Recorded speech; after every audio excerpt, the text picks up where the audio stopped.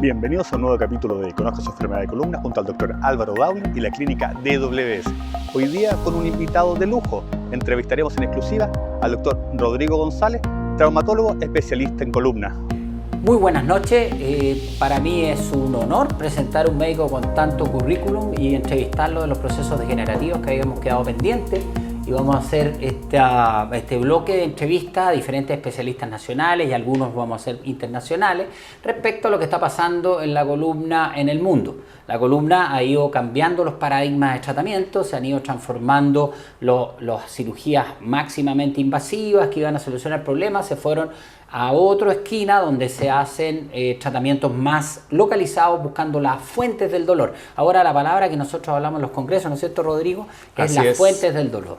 Rodrigo González, que nos acompaña, es un gran cirujano de columna, conocido a nivel nacional, residió en la Universidad Católica, posteriormente hizo su beca de traumatología y su especialidad en columna en Minneapolis, Estados Unidos, ¿no? En Minneapolis. En Minneapolis, en el Twin City. Twin City Spine Center. Que me acuerdo de Twin City, una película, unos robots. Sí, pues había una serie que se llama Twin Cities. Eso. Twin Cities. Entonces, para nosotros es un honor conversar con él y vamos a ir, lo primero, ¿qué te parece un poco lo que está pasando en la columna? Estamos hablando degenerativo, en los tratamientos de columna degenerativo en el mundo. Sí, yo creo que justamente, bueno, primero, gracias por invitarme en realidad. Es un honor estar acá. Es cierto lo que tú dices, el concepto de la cirugía de columna ha cambiado pero un montón, mucho, ¿ya? Como tú dices, de las grandes cirugías, grandes incisiones, digamos incisiones de arriba abajo, sangramientos grandes. Hoy día se ha convertido esto a una cirugía de pequeñas incisiones, pequeñas agresiones, digamos, que generan obviamente una molestia, pero no tanto como lo era antes. También el riesgo hoy día en la cirugía de columna es un riesgo bastante más controlado. Por lo tanto, el concepto global de la cirugía degenerativa de columna ha cambiado, pero enormemente, enormemente. Hoy día el concepto de la cirugía es más favorable para el paciente. Perfecto, vámonos a por la gente le gusta, a la gente le encanta solucionar sus problemas. Entonces, como estábamos en una escoliosis degenerativa, por ejemplo, si tú tienes una paciente de 70 años, 80 años, que tiene toda su vida esa escoliosis y que al final de su vida, valga la redundancia, se curva más. Y esa persona empieza con problemas radiculares o empieza con mucho más dolor de espalda. Con dolor de un nervio, digamos. Yo sé que esta pregunta es súper conflictiva, hay muchas posiciones, pero tú tienes mucha experiencia en eso, entonces nos gustaría tu opinión, cómo enfrentar a estas señoras de 70, 80 años que están con mucho dolor de espalda y a veces o no con dolores radiculares. ¿Cuál es el enfoque de tratamiento que ustedes tienen en tu equipo, tanto en Tabancura como en Dipreca, que es jefe de las dos partes? El planteamiento es bien interesante porque, como tú dices, aquí los enfoques varían un poco de cirujano a cirujano y depende mucho de la experiencia, de la expertise, del entrenamiento del cirujano. Obviamente van a haber siempre distintas opiniones, no siempre una sola respuesta, digamos, es lo correcto. Aquí, como les decía, depende mucho del cirujano, pero en estos casos, asumiendo que es una paciente que viene con una curvatura escoliótica de largo tiempo y que está en buenas condiciones y de pronto, pum, aparece este dolor radicular, de pronto puede ser que alguien plantee resolverle todo de una vez, de resolverle tanto la curvatura de la columna como también el dolor radicular, pero también existe la visión del cirujano que tiene mucha experiencia o que tiene experiencia en mini invasivo y el resolverle solo el punto del dolor radicular y que también es muy válido, ¿no es cierto?, de ir, resolver, liberar el nervio, resolver el dolor y la paciente sigue viviendo su vida como lo tenía hasta antes con su escoliosis, que no le molestaba para nada, y que se resuelve su dolor radicular, que es una cirugía pequeña, mini invasivo, y que no altera mucho, grandemente su vida normal. Perfecto. Y si tiene no radiculitis, aumenta mucho el dolor de espalda, ¿cuál es tu enfoque de tratamiento? Bueno, ahí hay varios enfoques. Siempre esto no son soluciones generales, no son recetas de cocina que se pueden aplicar en forma uniforme a todos los pacientes, sino que uno tiene que ir analizando caso a caso y viendo qué tipo de solución, porque aquí uno en el fondo tenemos que ver la solución adecuada al problema del paciente. Y en ese sentido tenemos que evaluar el concepto general de la vida del paciente, a qué se dedica, qué hace, ¿no es cierto? Y ir viendo si resolvemos solo el problema de dolor o resolvemos desde el punto de vista general. Uno puede resolver solo el problema del dolor, por ejemplo, qué sé yo, haciendo una risolisis percutánea, una risolisis endoscópica, y ahí, insisto un poco, depende mucho de la experiencia del cirujano. Los que tenemos más experiencia en cirugía mini-invasiva tratamos de hacer cosas menos agresivas al paciente y que le aporten la solución que están buscando. Es decir, si su problema es dolor, resolvemos el dolor. Pero también uno pudiera plantear resolver un poco más, pero como le digo, no es una receta de cocina, es una solución que va adecuada al paciente. Perfecto. Ahora vamos a hablar de algunos otros temas. Por ejemplo, si nosotros tenemos, por ejemplo, aquí tenemos, no sé si estamos viendo en pantalla, se va a ver una espondilolistesis. Un desplazamiento vertebral, que eso significa, ¿no es cierto?, que la vértebra... un poquito qué es la espondilolistesis. Mira, la espondilolistesis es, en términos generales, es cuando una vértebra se desplaza encima de la otra. Normalmente la columna, que tiene sus curvaturas normales, la columna no es un palo recto, sino tiene curvatura, y eso es y los discos es lo que le da la movilidad a los pacientes, a la columna del paciente. Y la espondilolistesis es cuando tenemos una vértebra encima de la otra, pero esta está corrida. Tenemos espondilolistesis que son fijas, en que el desplazamiento está siempre presente y que no se mueve con la movilidad normal de la columna, o espondilolistesis que son dinámicas, en que el paciente se agacha y esta movilidad aumenta y después se endereza y vuelve a su posición.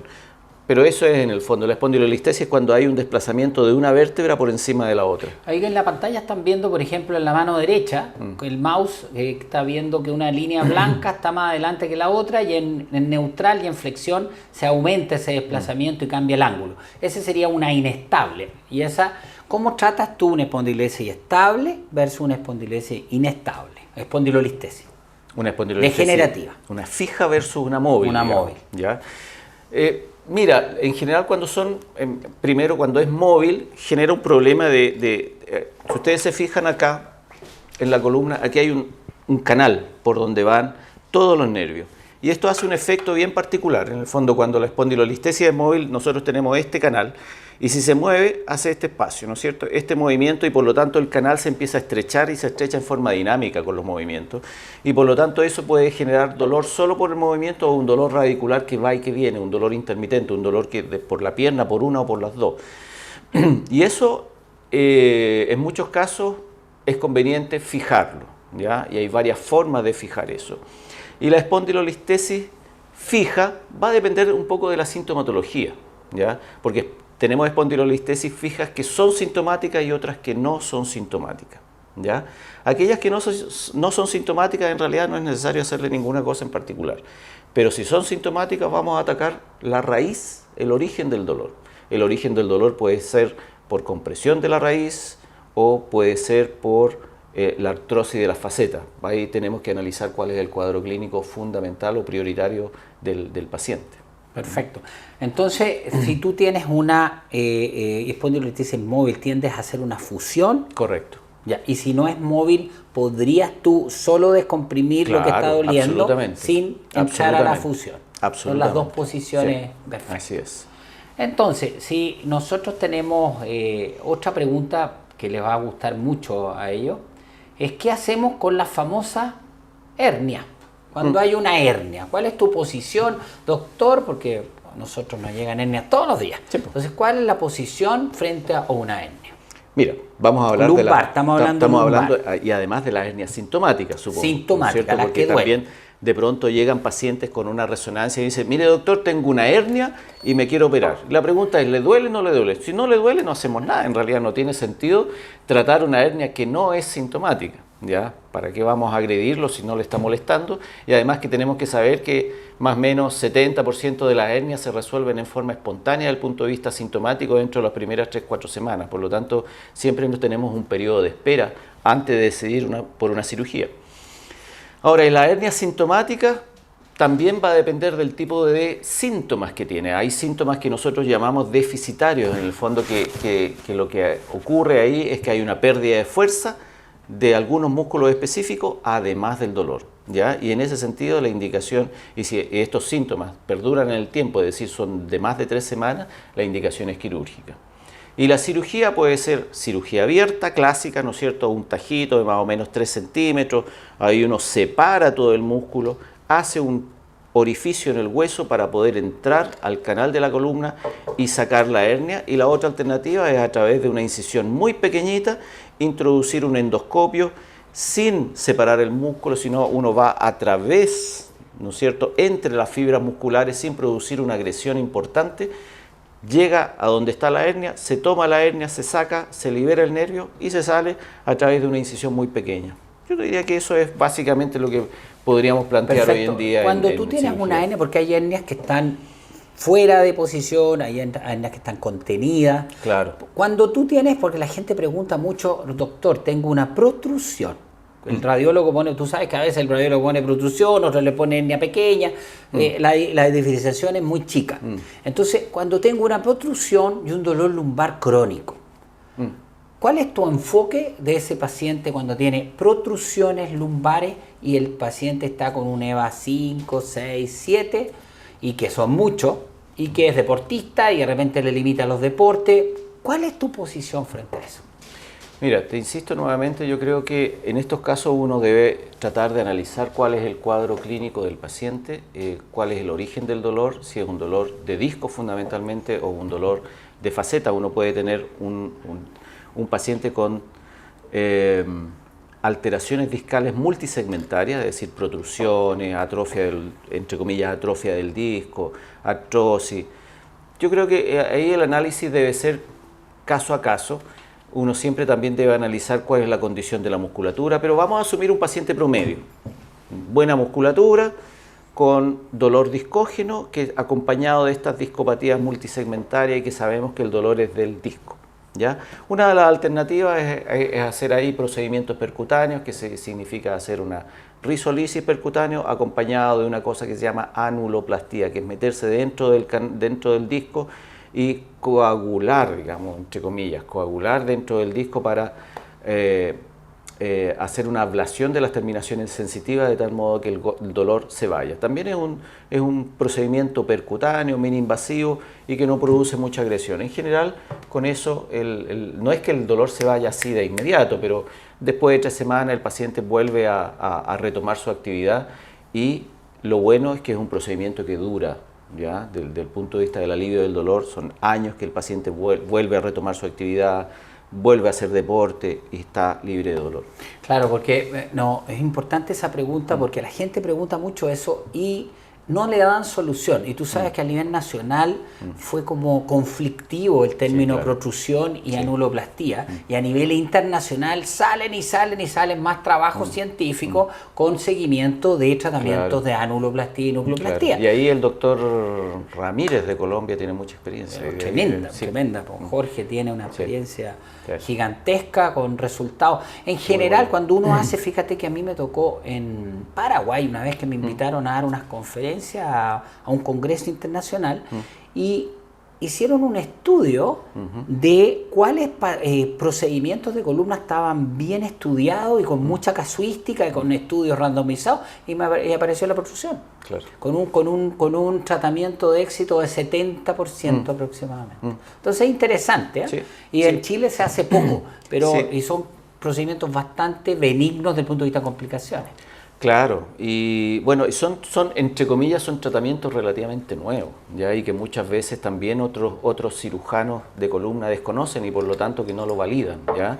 Pero para aquellos que tenemos experiencia en este procedimiento, la verdad que es un tratamiento bastante confiable y que genera buenos resultados. Sí, sobre todo deportistas de alto rendimiento, de repente que están parados por los lumbagos. En Estados Unidos se usa mucho en ese tipo de pacientes. Sí.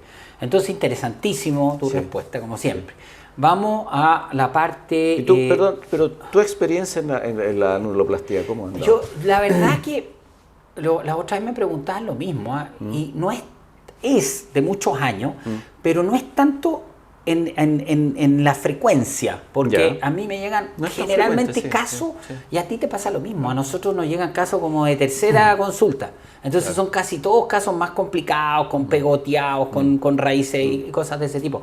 Entonces estos casos más sanos, entre comillas, no le llegan tanto a uno, llegan más a los centros deportivos, llegan a los médicos generales, entonces muchas veces esa es la Claro. causa que no se resuelve. Claro. Pero mi postura es 360, porque es re difícil diferenciar el dolor del disco de las facetas. Sí, po. Pero si ya llega a pabellón, porque el tipo tiene una calidad de vida mala, no lo deja hacer deporte, no le ha solucionado ninguna kinesioterapia o fisioterapia o quiropraxia o lo que haya probado el dolor y quiere una solución, claro, de todas maneras podría ser la anuloplastía con la núcleo, pero cuando uno hace una prueba que se llama discometría, y yo me gusta mucho la discometría, porque notoriamente al teñir el disco, Claro. a veces se ven hernias, Sí, que se van claro. para atrás y que cuando se acuestan en la resonancia son protrusiones. Pero cuando uno le hace la discometría con discografía, con contraste, se ve una protrusión y se el ve paciente claro. dice, ¡oh! ¿Me entiendes? Se ve la morfología del disco Exacto. también de qué tan degenerado está. Degenerado está. Sí, porque Entonces la eso me da imagen- más tranquilidad en el procedimiento.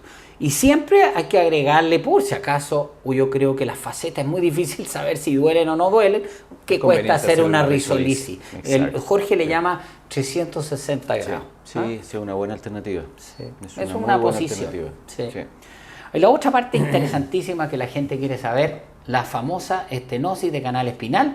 El canal estrecho. El canal estrecho, que tenemos acá una resonancia con unas flechitas que muestran cómo parece como una lombriz que se va estrechando como una cintura, yo le siempre digo un reloj de arena. Yo Sí, digo lo se mismo. va así ancho, se estrecha y Entonces, después vuelve. esto ha sido revolucionario los tratamientos ahora últimos, en los últimos 10, 15, 20 años han ido cambiando. Entonces, me interesa mucho tu posición como jefe de dos grandes centros de columna, ya sea la clínica Red Salud Vitacura. Red Salud Vitacura, antigua Tabancura, que yo alguna vez operé bastante por ahí, y la Hospital Dipreca, el Hospital Dipreca.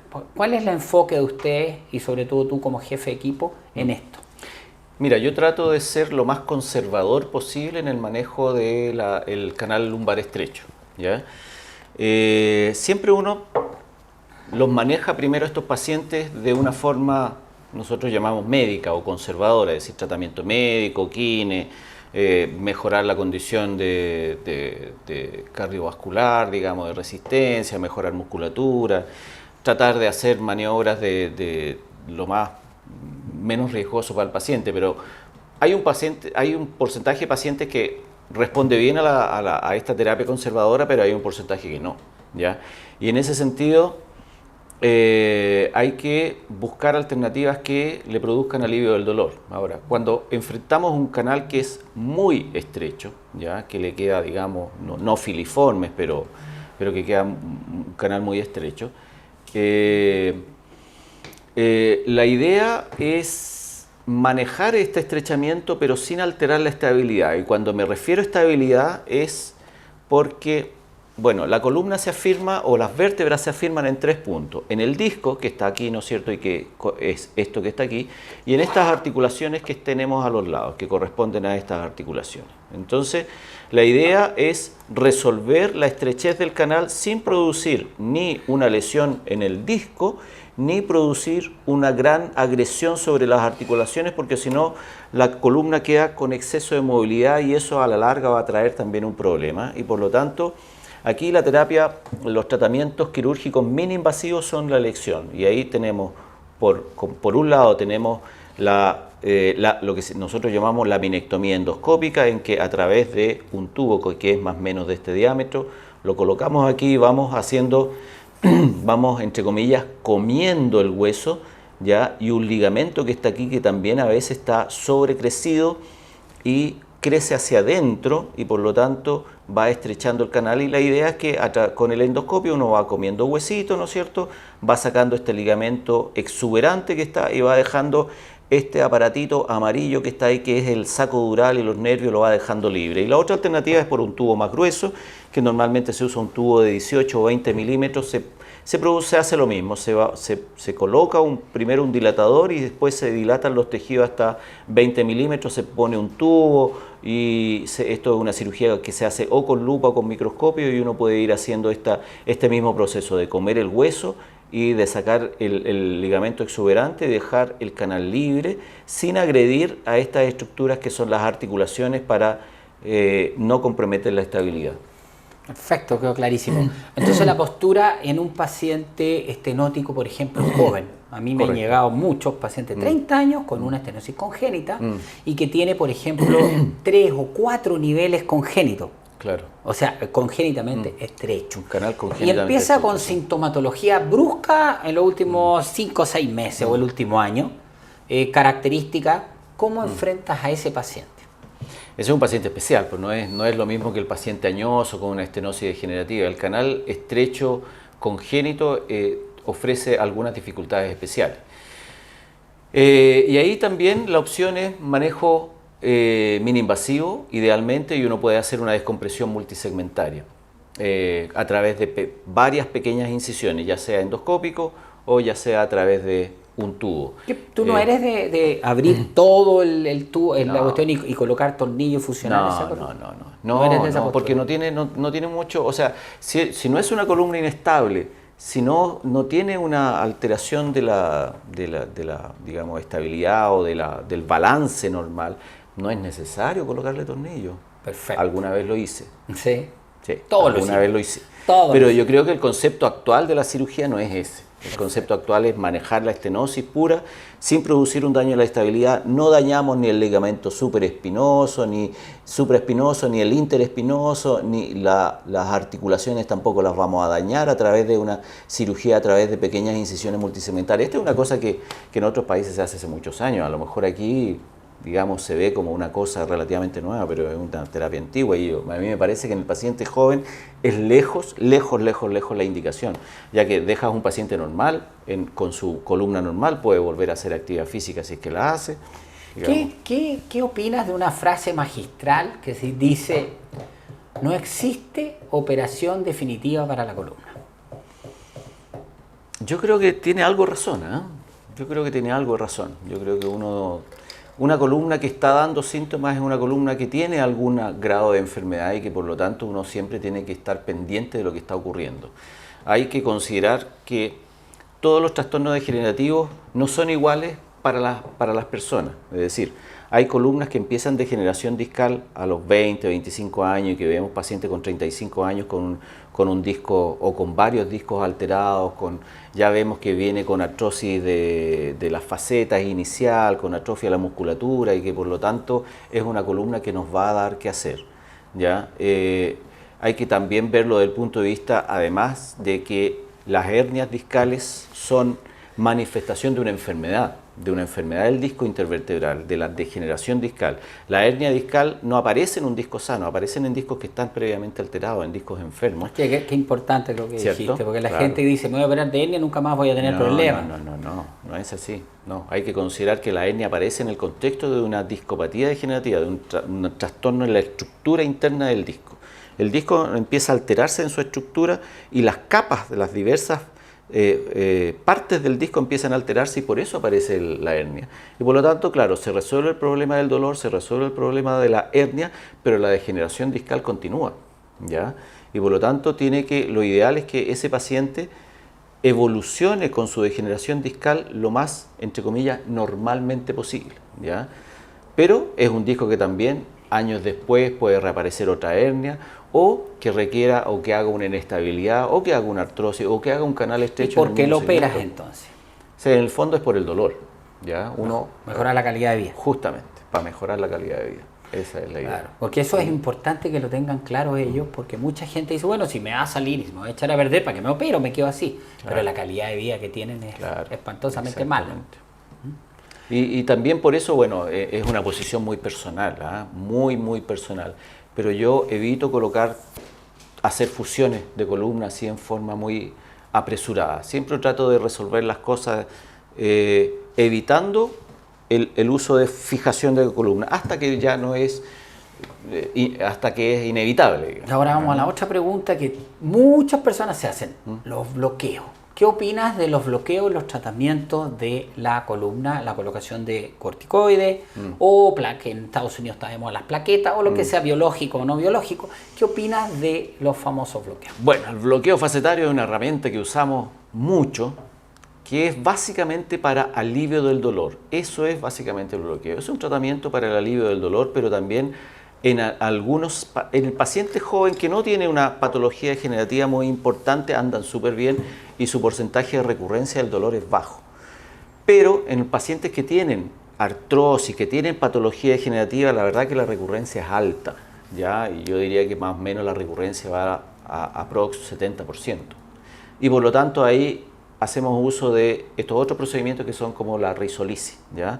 Que es mejor indicado porque el alivio del dolor es mucho más prolongado en el tiempo y que uno aprovecha de hacer el bloqueo, además de la risolisis, pero eso hace que el alivio del dolor sea mucho más prolongado.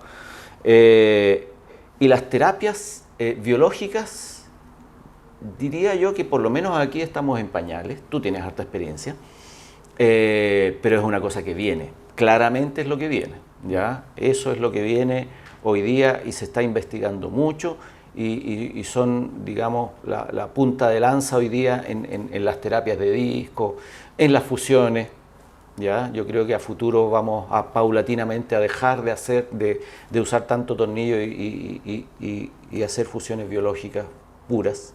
Y ahí están, ¿no es cierto?, todas estos coadyuvantes para la fusión, como las células madres, como la proteína morfogenética, etcétera, cosas que podemos usar también en combinación. Cristóbal Fernández nos pregunta, ¿qué diferencia hay entre el abordaje anterior y el posterior en cirugía endoscópica para extracción de parte del disco herniado del disco cervical? ¿Cuál tiene mayores ventajas para esa intervención? Perfecto, me pasa esa cosita. Este monito, acá está el cráneo y esta es la columna. Si las hernias cervicales, vamos a ser bien específicos en la respuesta, salen en la parte más central o posterolateral, es más difícil en un abordaje endoscópico posterior sacarla y puede alterar la médula. Entonces uno tiende haciendo una endoscopía anterior o una microcirugía por vía anterior y la hernia se saca por delante. Es más fácil, el acceso por adelante es muy rápido. Ahora el problema es el acceso anterior que rompe disco. Y como rompe disco puede después haber un colapso y por eso muchas veces se fusiona y se coloca una caja. La cirugía cervical tiene muy buenos resultados, ¿no es cierto, Rodrigo? Sí, yo creo que es mejor que la lumbar. Sí, es una cirugía muy agradecida. Muy agradecida. Sí. Y posterior, cuando la hernia es foraminal, que está en el ladito, o extraforaminal, ahí uno va por cirugía endoscópica posterior. Y sobre todo si se acompaña de una estrechez del canal, también se puede resolver, digamos, por vía posterior la estrechez del canal lateral, digamos, del foramen, además de resolver la hernia. ¿Sí? Exactamente, y mucho mejor. Claro. Queda mejor porque además se hace, porque yo siempre he dicho, si la cosa está acá y el problema está estenótico acá, ¿para qué me voy a ir por el otro lado? Es como entrar por la cocina para llegar al living, mejor entro por la puerta principal del living. Entonces, en general, lo que pregunta él, hernias centrales, en general, que están... ¿cómo se llama? En el centro, un poquito posterolateral, vía anterior. Cuando son más laterales, vía posterior. Sí, en el fondo cada una tiene su indicación. La vía anterior tiene una indicación, la vía posterior tiene otra indicación. O sea, en el fondo no es que sea una mejor que la otra, sino depende de qué es lo que voy a tratar. ¿Ya? Eso es. Exacto. Próxima pregunta. Vamos ahora con nuestra amiga Ali Riquelme. Nos dice, yo tengo una escoliosis degenerativa, estenorraquis L4, L5, L3, L4, radiculopatía L5 bilateral mayor derecha. ¿Tengo que operarme? Interesante caso, ¿eh? Complejo, ¿ya? Vuelvo a repetir lo que dije anteriormente cuando conversamos. Hay que hacer un análisis caso a caso, ¿eh? Pero si está con un dolor radicular que es persistente, en ausencia de dolor lumbar, yo creo que uno tiene que resolver el dolor radicular, es decir, no es necesario operar toda la escoliosis y para resolver el problema que tiene un nervio o una raíz. Ahora, si tiene si esta escoliosis presenta algunas características que nosotros llamamos, digamos, que son signos, entre comillas, de mal pronóstico, que es desbalance de tronco, desplazamiento lateral, que se llama olistesis, cuando las vértebras empiezan a correr hacia un lado, y además, ¿no es cierto?, tiene alteraciones de la marcha y además tiene el dolor radicular, ahí conviene resolver todo de una, es decir, resolver la escoliosis y resolver conjuntamente con la corrección o el manejo quirúrgico de la escoliosis. Secundariamente también se resuelve el dolor radicular. Continuamos con la pregunta que nos envía Jessica Barrios. Nos dice: quiero saber si la única solución es operarse con una hernia L4 y L5 que me comprime el nervio ciático, con mucho dolor y calambres que me impiden estar mucho de pie. ¿Me sirve la kinesiología? Tú eres el invitado, Rodrigo. Tú eres el invitado. Yo creo que uno siempre parte del manejo conservador de estas cosas, ¿eh? Kinesiología, manejo analgésico, corticoide, inicialmente siempre hay que probarlo, ¿ya? Siempre hay que probar el tratamiento con conservador, y si el manejo conservador no anda y el dolor corresponde a la ubicación de la hernia, digamos, todo es concordante, es decir, historia clínica, examen físico, imagenología, todo es concordante, la recomendación es quirúrgica. Claro, yo creo que si tenemos una imagen que manifiesta y que explica claramente su sintomatología, para dónde se le va el dolor, si se le raya por el lado, L5, por detrás, S1, y todo coincide, y la paciente lleva meses ya, porque a mí me llegan pacientes con años, sí, pues, con problemas, con ciática, que se le van, que se le vienen, que se le ven.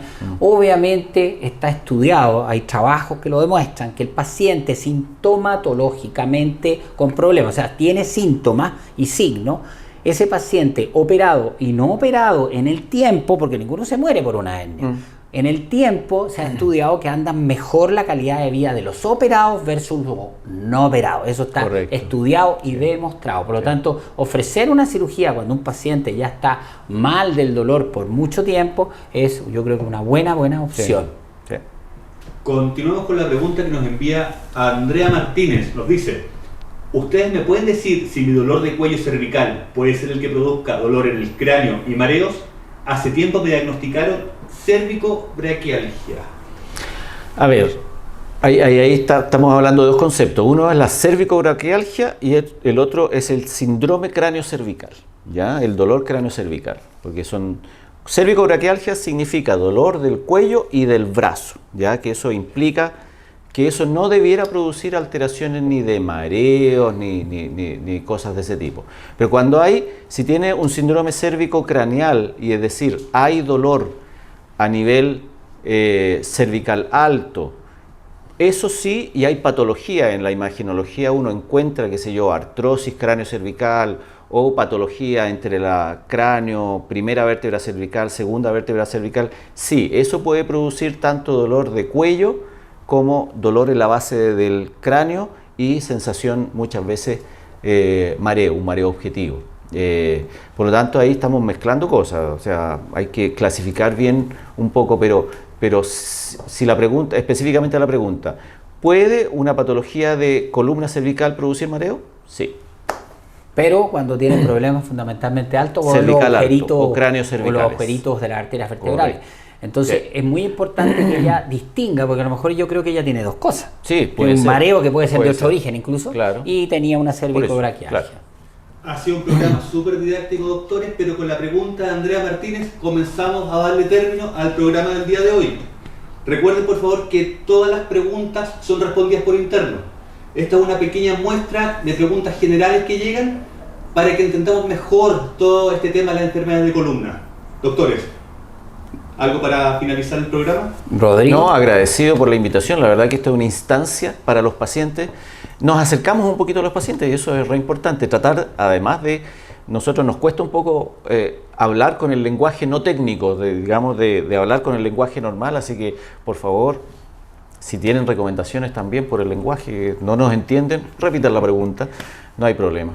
No, yo creo que ha sido un tremendo entrevistado, así que vamos de todas maneras a llamarlo de nuevo, así que muchas gracias y vamos a tratar de seguir, como dice Rodrigo, acercándonos a ustedes porque hay mucho, en la consulta uno nota mucho de desinformación. En Chile los especialistas en columna no son muchos y por lo tanto los pacientes normalmente vienen un poco confundidos con la respuesta.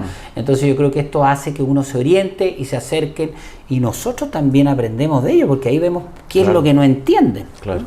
Así que encantado, Rodrigo, mucho gusto. Muchas gracias a ti, Álvaro. Gracias. Y será hasta un nuevo capítulo de Conozco su enfermedad de columna junto al doctor Álvaro Dowling y la clínica DWS.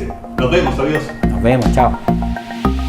DWS Spine Clinic Center, los especialistas en columna, nos preocupamos por ti.